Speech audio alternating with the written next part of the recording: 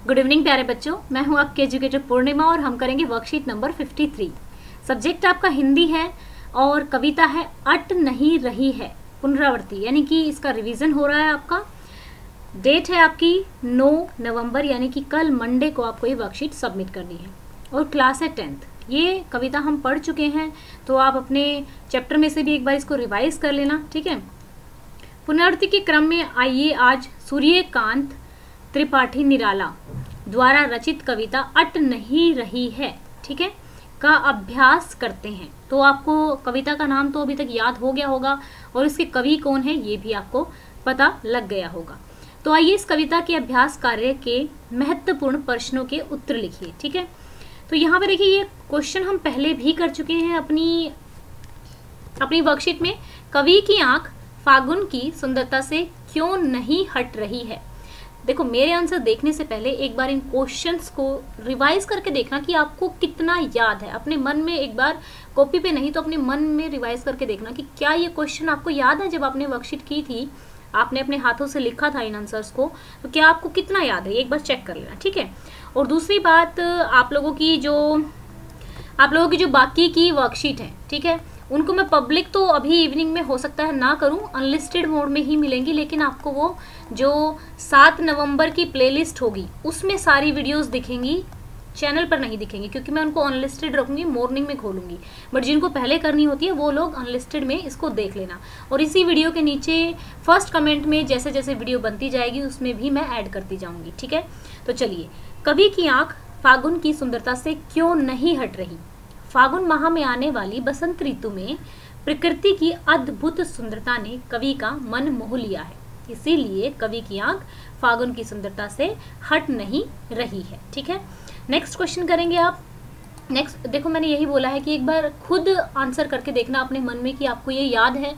जैसे आपने देखा हट नहीं रहे हैं, तो आपको एकदम से माइंड में सोचना चाहिए था कि अच्छा ये कौन से कवि की थी, क्योंकि हमने एक एक वर्कशीट को, एक एक चैप्टर को हमने कई कई बार पढ़ा है, ठीक है। फागुन में ऐसा क्या होता है जो बाकी ऋतुओं से भिन्न होता है। फागुन माह में आने वाली बसंत ऋतु में सभी पेड़ पौधे नई नई कोमल पत्तियों और फूलों से लद जाते हैं।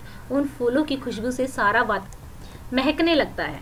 सच में ही ऐसा होता है, बहुत सुंदर लगता है जब एकदम जो, अगर मेनली आप देखोगे ना, सब बहुत ज़्यादा ग्रीनरी हो जाती है और एकदम बिल्कुल लाइट लाइट कलर, कोपलें फूट आती हैं, तो बहुत अच्छा लगता है। प्रश्न नंबर 3, प्रकृति के सौंदर्य की दृष्टि से आपको सबसे अच्छी ऋतु या महीना कौन सा लगता है और क्यों, सोचकर बताइए। प्रकृति के सौंदर्य की दृष्टि से मुझे सबसे अच्छी ऋतु वसंत ऋतु लगती है, क्योंकि इसमें प्रकृति दुल्हन की तरह सजी हुई प्रतीत होती है। सभी पेड़ पौधों पर नए नए कोमल पत्ते निकल आते हैं और डालियां फूलों से लद जाती हैं। वातावरण फूलों की खुशबू से महकने लगता है। भाव स्पष्ट कीजिए, आपको भाव को स्पष्ट करना है। पत्तों से लदी डाल, कहीं हरी कहीं लाल, कहीं पड़ी है उर्मे मंद गंध पुष्प माल। प्रस्तुत पंक्ति में कवि कहता है कि पेड़ों की सभी डालियां पत्तों से पूरी तरह से लद गई हैं। कहीं तो हरे पत्ते हैं और कहीं लाल कोपले हैं, उनके बीच में सुंदर सुगंधित फूल खिल रहे हैं, ठीक है। इसका मतलब ये था। तो अभी देखो बच्चा, आपको क्वेश्चन नंबर 5 में क्या करना है, गतिविधि है। प्राकृतिक सौंदर्य पर एक सुंदर सी कविता की रचना करनी है। इस गतिविधि में आप अपने शिक्षकों व माता पिता की भी सहायता ले सकते हैं। तो यहाँ पे देखिए, प्रकृति के कण कण में मैंने ये जो पोएम बनाई है, जस्ट अभी बनाई है, तो इसको आप और ज़्यादा भी बड़ी बना सकते हैं। प्रकृति के कण कण में महान संदेश समाया है, जैसा जिसने बोया वैसा उसने पाया है। देखो, लोग क्या सोचते हैं कि भाई मैं बुरे कर्म कर लूँ, इस लाइन का मतलब समझना, मैं बुरे कर्म कर लूँ और बुरे कर्म करने के बाद मैं भगवान के हाथ जोड़ लूँ और उसके बाद मैं पूजा पाठ कर लूँ, पंडितों को दान कर लूँ और उसके बाद मुझे कुछ अच्छा मिल जाए। नहीं, प्रकृति का नियम क्या है, जैसा तुम बोओगे तुम वैसा ही पाओगे। अगर तुमने नीम बोया है या करेला बोया है तो तुम्हें निबोली या फिर करेला, कड़वा करेला ही खाना पड़ेगा। क्यों? तुम लाख हाथ जोड़ लो भगवान से, किसी परमात्मा से, किसी से भी दुआ कर लो, वो नीम है, वो नीम ही रहने वाला है, उस पे आम कभी नहीं लगने वाला, ठीक है। तो तुमने जैसा बोया है वैसा ही तुम पाओगे, यही प्रकृति का नियम है, ठीक है। जैसा जिसने बोया वैसा उसने पाया। प्रकृति में ही ईश्वर ने अपना रूप दिखाया। प्रकृति हमें बहुत कुछ सिखाती है। ठीक है। हम लोग भाग दौड़ करते रहते हैं। आपने देखा है पेड़ पौधों को शुरू में, जैसे हम लोग हैं, हम भी मानव हैं, छोटे छोटे पौधे होते हैं, उनको बस शुरू में ज़रूरत होती है कि उनको थोड़ा पानी दिया जाए, और जब वो पौधे बन जाते हैं, जैसे ही हम बड़े हो जाते हैं, उसी तरीके से हमें घबराने की ज़रूरत नहीं होती है, बस हमें अपना काम करते रहना होता है। फल फूल पौधों ने ही तो भोजन का संश्लेषण, प्रकाश संश्लेषण होता है ना, कर इस संसार को बसाया है।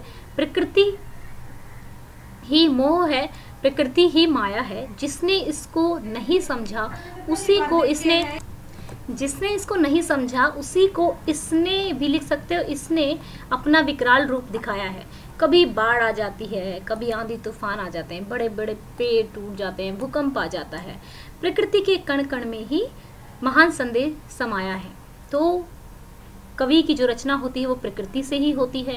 तो आप इस कविता को कितना भी लंबा कर सकते हो, मैंने इसको थोड़ा छोटा ही रखा है, नहीं तो फिर आप कहते हो कि मैम बड़ा हो गया, बट इसमें मैंने काफ़ी चीज़ें ऐसे बताने की कोशिश की है कि जो प्रकृति है वही ईश्वर है, वो हमें बहुत सारी चीज़ें बताती है, उससे हम सीखना चाहें तो बहुत कुछ सीख सकते हैं, और इग्नोर करना चाहें तो फिर वही बात है, कहते हैं ना, मानो तो गंगा नहीं तो बहता पानी, ठीक है ना। किसी के लिए वो गंगा पवित्र है, किसी के लिए जस्ट नॉर्मल पानी है, तो वही चीज़ है।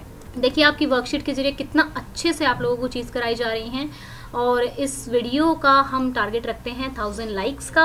अगर आप मुझे सपोर्ट करना चाहते हैं तो चैनल को सब्सक्राइब कीजिएगा, वीडियोस को लाइक कीजिएगा, और अगर नोटिफिकेशन नहीं मिल रही तो प्लीज़ चेक कर लेना कि जो बेल आइकन है सब्सक्राइब करने के बाद क्या उसके ऊपर ये 2 सिंबल बने हुए हैं,